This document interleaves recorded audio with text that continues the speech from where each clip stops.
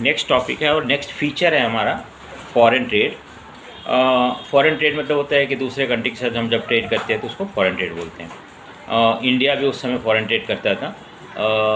हम देखेंगे इसमें कि क्या इंडिया को फ़ायदा होता था कि नहीं होता था, किस तरह का फॉरेन ट्रेड था, क्या एक्सपोर्ट ज़्यादा था या इंपोर्ट ज़्यादा था। अगर सब चीज़ के बारे में हम देखते हैं इसमें क्या था। India has been an important trading nation since ancient time.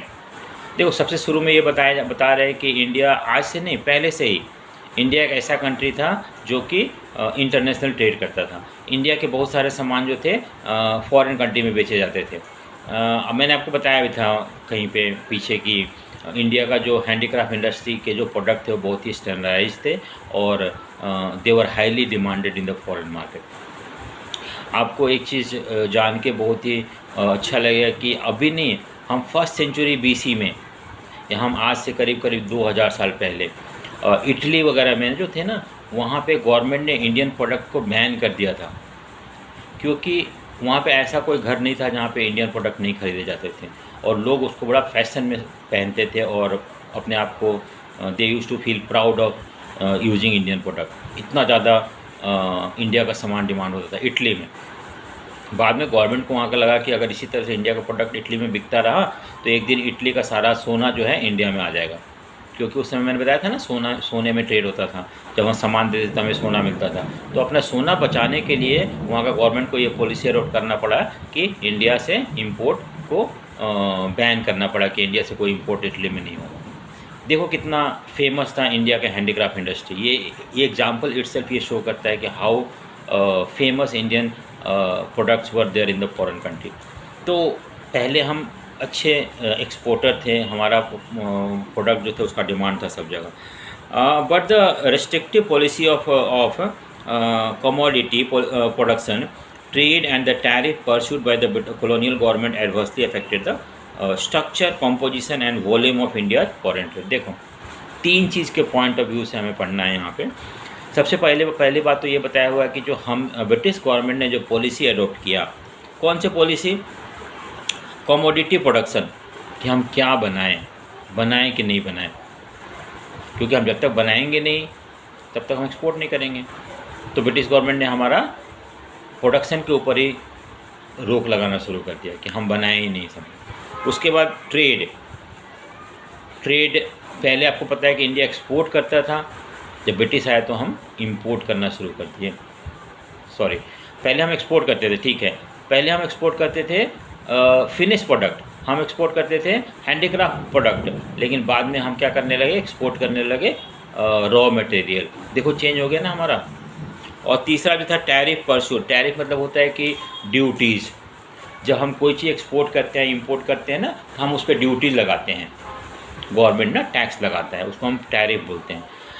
अगर देखो मान लो कि कोई चीज़ हम बाहर से मंगा रहे हैं, अगर मान लो कि कोई इंडियन मर्चेंट है, वो इंग्लैंड से कोई सामान मंगा रहा है इंडिया में बेचने के लिए, और अगर हम उस पर, जनरली क्या होता है कि जब भी बाहर से कोई सामान आता है उस पर टैक्स लगता है, उस टैक्स को हम टैरिफ बोलते हैं। अगर टैक्स ज़्यादा लगा देते हैं तो वो चीज़ इंडिया में महंगा हो जाएगा। जैसे मान लो कि कोई चीज़ मैं 10 रुपये का सामान मंगा रहा हूँ ब्रिटेन से, और इंडिया में मैं 12 रुपये बेचूँगा, तो 2 रुपये प्रॉफिट होगा मुझे।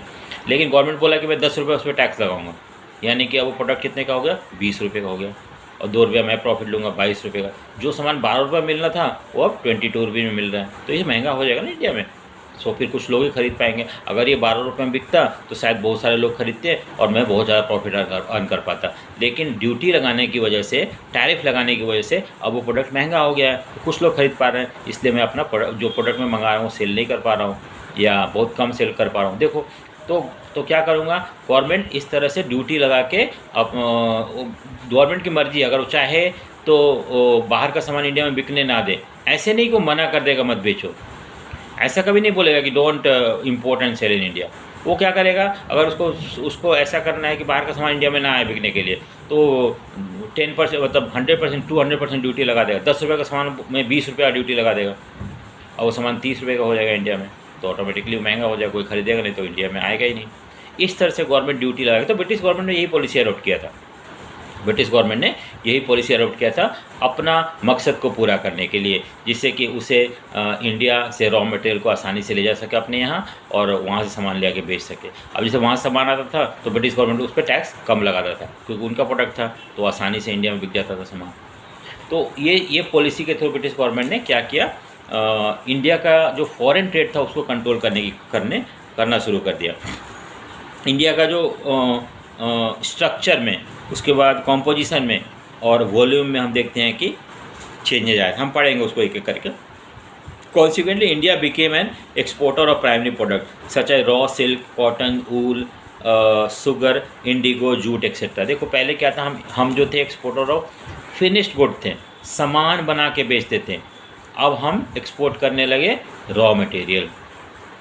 आमतौर पे रॉ मटेरियल एक्सपोर्ट करने से कम पैसा मिलता है, अगर ये हम सामान बना के बेचें तो हमें ज़्यादा पैसा मिलता है।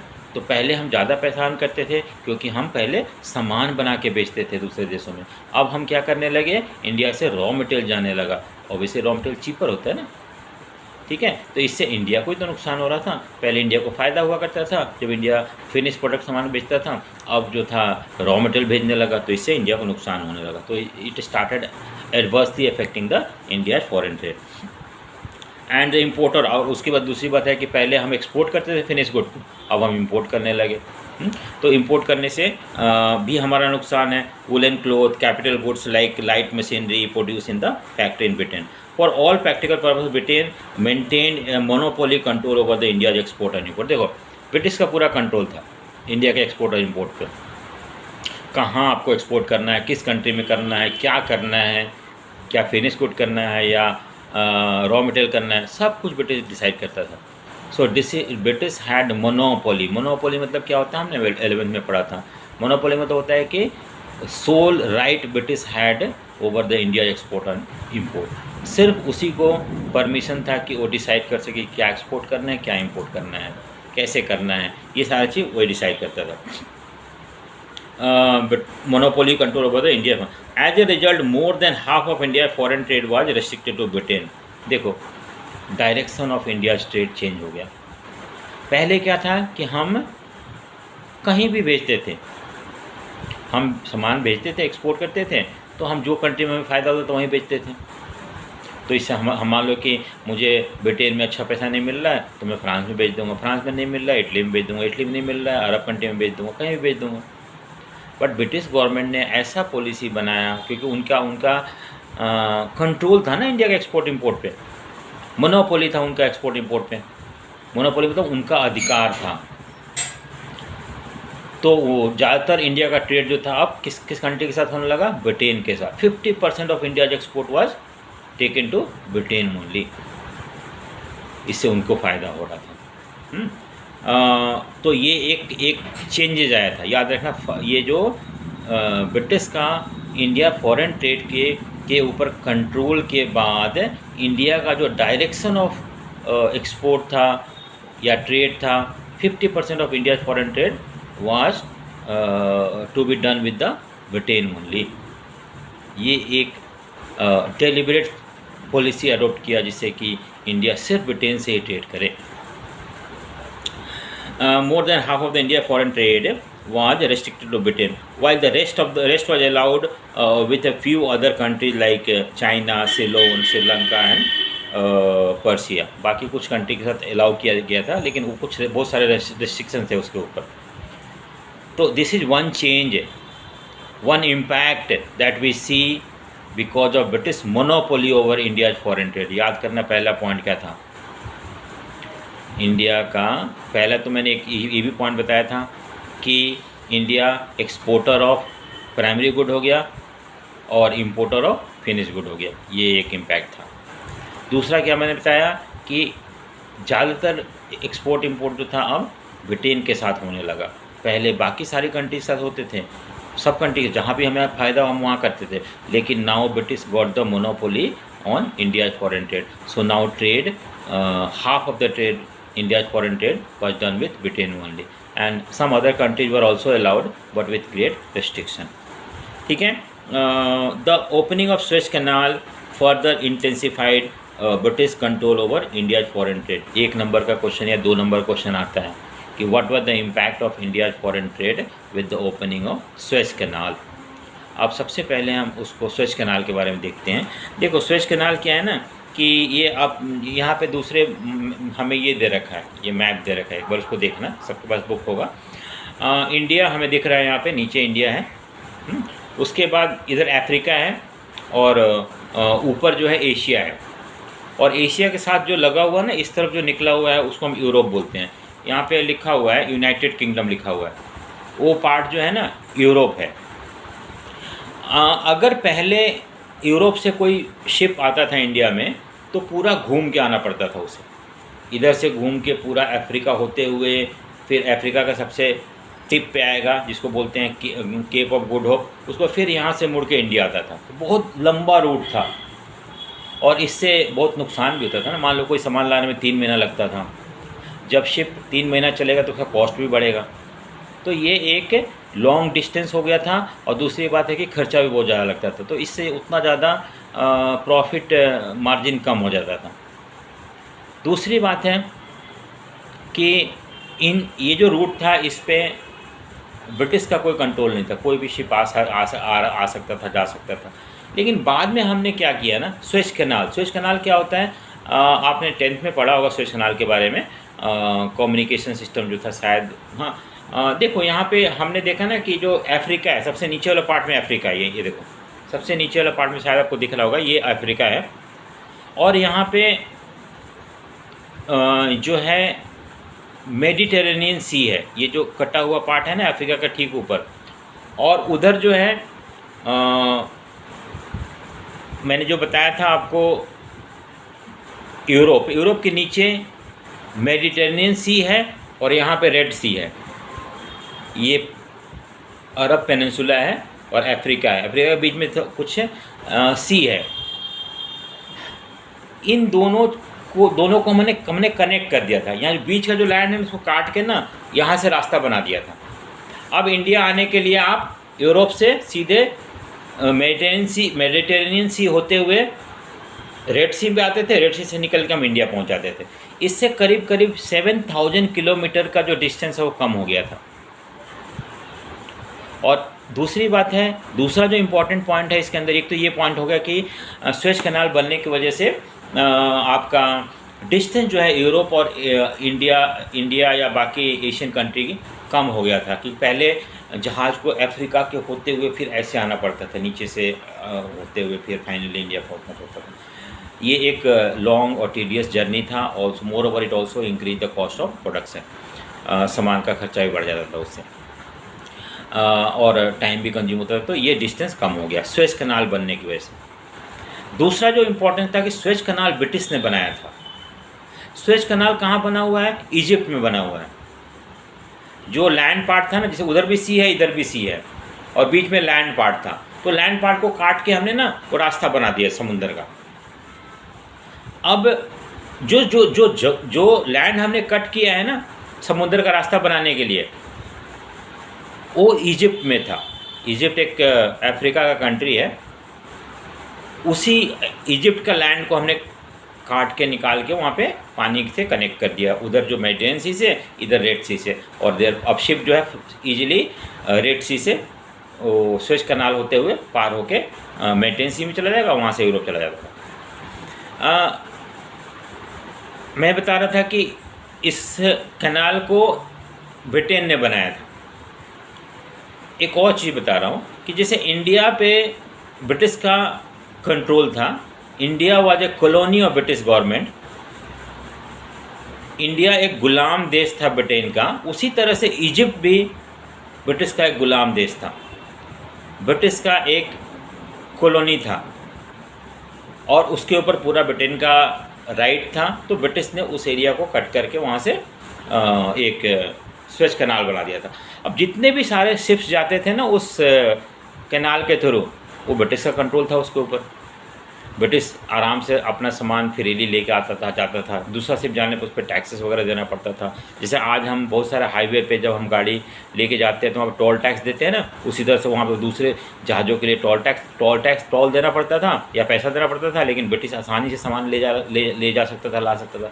इससे भी उसको कोई उतना ज़्यादा खर्चा नहीं पड़ता था। तो ये दो बेनिफिट ब्रिटिश को मिला और इसकी वजह से ब्रिटिश को फ़ायदा होना शुरू हो गया। और यही इसमें बताया हुआ है कि with the opening of Suez canal. और एक चीज़ है, एक क्वेश्चन आता है कि कौन सा ईयर में स्वेज कैनाल बनाया गया था या ऑपरेशन में आया था, तो उसका है ईयर 1869 में। 1869 जो है महात्मा गांधी का जन्म भी हुआ था उस साल, और उसी साल स्वेज कैनाल का इनॉग्रेशन हुआ था और शुरू हुआ था। ठीक है, तो ये हमें अलग इन्फॉर्मेशन दिया हुआ है, उसमें लिखा हुआ है स्वेज कैनाल के बारे में, जो मैंने बताया वो सारा कुछ लिखा हुआ है। चलो वो पढ़ते हैं हम क्या लिखा हुआ था इसके अंदर। The opening of Suez canal further intensified British control over India foreign trade. देखो पहले जो था तो थोड़ा मुश्किल था उनको तो उतना ज़्यादा एक्सपोर्ट इंपोर्ट नहीं करते थे अपने कंट्री में। अब ये खुलने के बाद वो अब उनका जो कंट्रोल है इंडिया का एक्सपोर्ट और इंपोर्ट पे पहले से ज़्यादा बढ़ गया, ज़्यादा स्ट्रॉन्ग हो गया। अब वो ज़्यादा आसानी से इंडिया को एक्सप्लॉइट करने लगे अपने फ़ायदे के लिए, इंडिया का एक्सपोर्ट और इंपोर्ट को कंट्रोल करने लगे, so that they could get the benefit of this. The most important characteristic of Indian foreign trade through out the colonial period was the generation of large export surplus. फिर अलग important point है, अलग से question आता है, export surplus होता क्या है। एक्सपोर्ट सरप्लस पहले तो हम उसको समझते हैं एक्सपोर्ट सरप्लस क्या होता है। जैसे मान लो कि अगर इंडिया 100 रुपये का सामान एक्सपोर्ट करता है, जब हम एक्सपोर्ट करते हैं तो हमारे पास पैसा आता है, क्योंकि हमने सामान बेचा तो ऑटोमेटिकली गोल्ड इंडिया में आएगा। और जब हम इंपोर्ट करते हैं तो उस समय हमें इंपोर्ट देना होगा, तो हमारे पास से गोल्ड दूसरे कंट्री में जाया करता था। अगर मान लो कि हमारा एक्सपोर्ट जो है वो ज़्यादा है देन इंपोर्ट, यानी कि अगर हम 100 रुपये का एक्सपोर्ट करते हैं और 80 रुपीज़ का इंपोर्ट करते हैं, तो हमें फ़ायदा हो रहा है या नुकसान हो रहा है? हमें एक्चुअली फ़ायदा होता है। क्यों?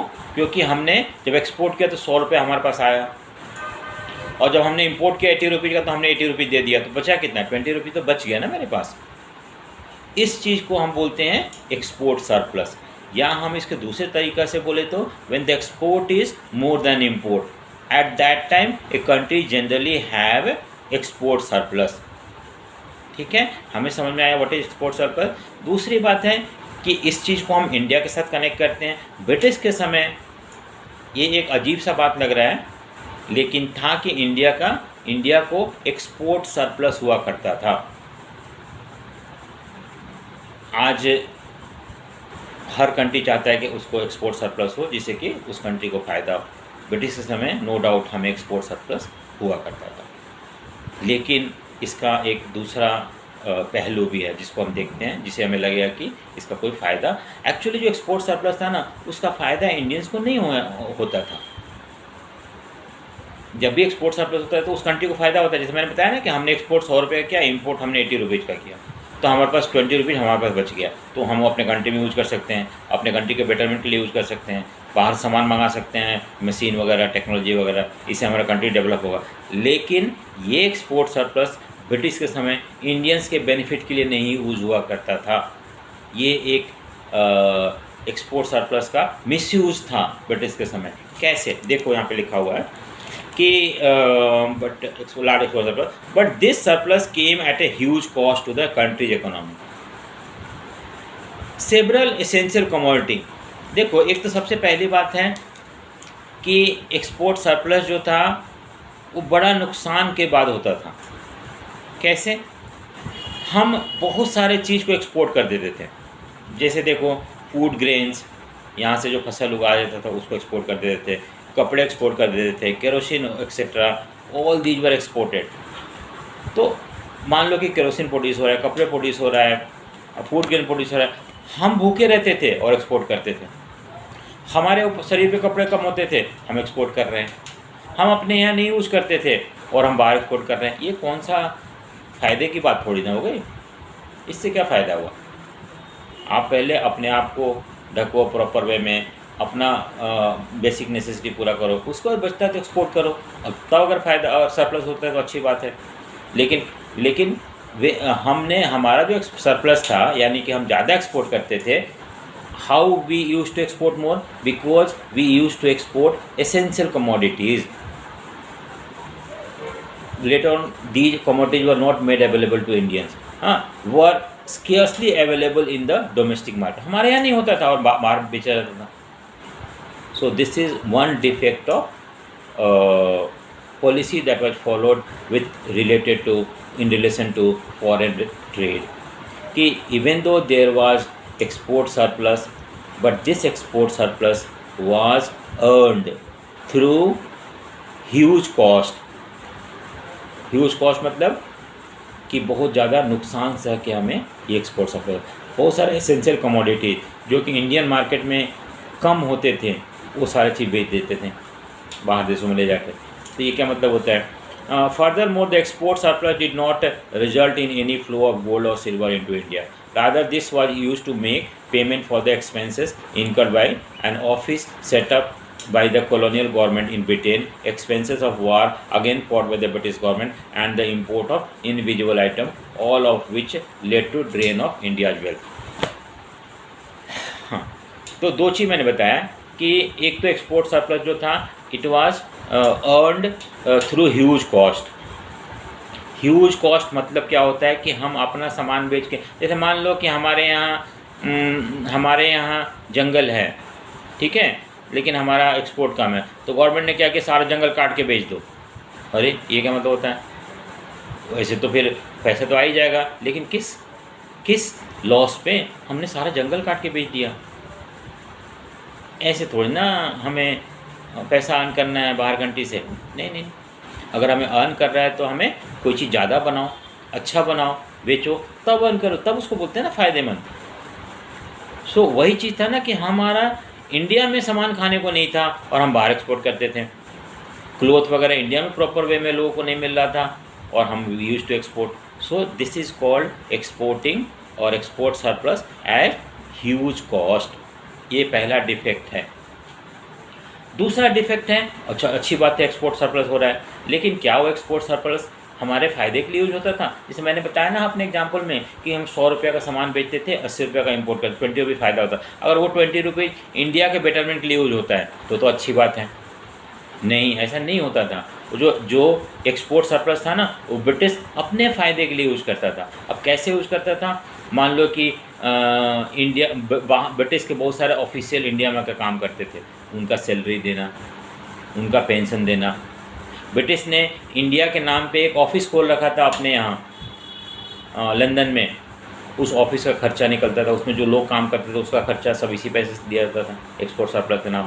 ब्रिटिश जो लड़ाइयाँ लड़ते थे दूसरे देशों में उसका खर्चा भी इसी एक्सपोर्ट सरप्लस से निकाला जाता था. इस तरह से जो एक्सपोर्ट सरप्लस सुन के तो बड़ा अच्छा लगता है कि इंडिया का एक्सपोर्ट सरप्लस था ब्रिटिश के समय, बट क्या वो हमारे फ़ायदे के लिए इस्तेमाल होता था या नहीं होता था? नहीं होता था. क्यों नहीं होता था? मैंने बताया था कि ये जो थे एक्सपोर्ट सरप्लस जो था ब्रिटिश अपने फ़ायदे के लिए इस्तेमाल करता था. जो लड़ाइयाँ लड़ते थे वो लोग दूसरे देशों में, वो इंडिया का पैसा यूज़ करते थे उसमें. जो ब्रिटिश में लंदन में इंडियन ऑफिस हुआ करते थे जहाँ पे लोग काम करते थे, उनका सैलरी पेंशन वगैरह इसी पैसे दिए जाते थे.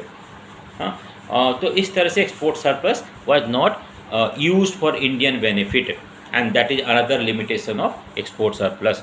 ठीक है, तो ये 2-3 पॉइंट है जो इसके अंदर समझना है. अलग से क्वेश्चन आ सकता है एक्सपोर्ट सरप्लस और क्यों इंडिया के लिए फ़ायदा नहीं हुआ करता था.